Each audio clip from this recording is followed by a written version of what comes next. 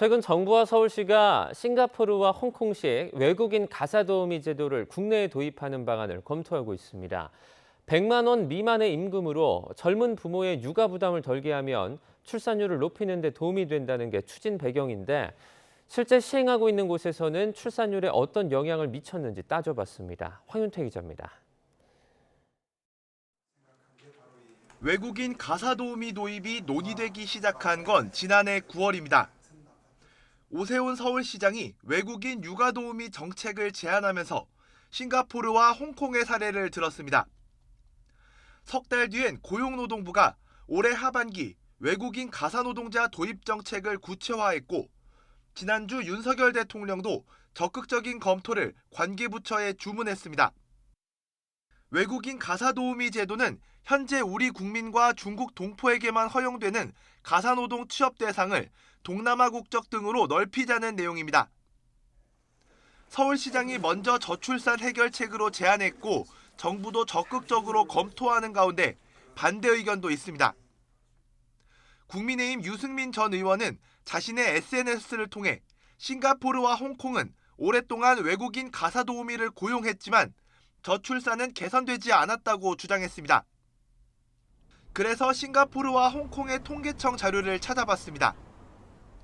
싱가포르에서 처음 외국인 가사노동자 제도가 도입된 1978년 합계 출산율은 1.79, 신생아는 3만 9천여 명이었습니다.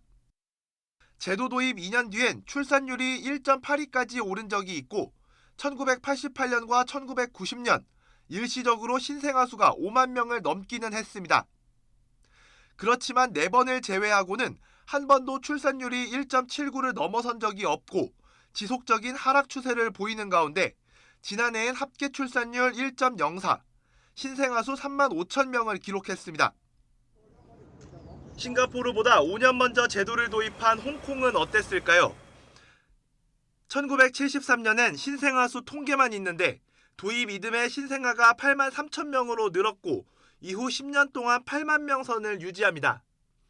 2007년부터 2012년까지 5년간 출산율 반등 흐름이 나타나기는 했지만 2021년 신생아 수는 3만 6천여 명, 출산율은 우리나라보다 더 낮은 0.77입니다. 싱가포르와 홍콩 통계청의 자료를 보면 외국인 가사도우미 정책 도입 직후 일시적으로 출산율이 반등하기는 했지만 40여 년간의 흐름을 보면 하락 추세를 피하지 못했다는 공통점이 있습니다. 따라서 싱가포르와 홍콩이 외국인 가사도우미 도입 후에도 저출산 문제를 해결하지 못했다는 유승민 전 의원의 주장, 대체로 사실로 판정합니다.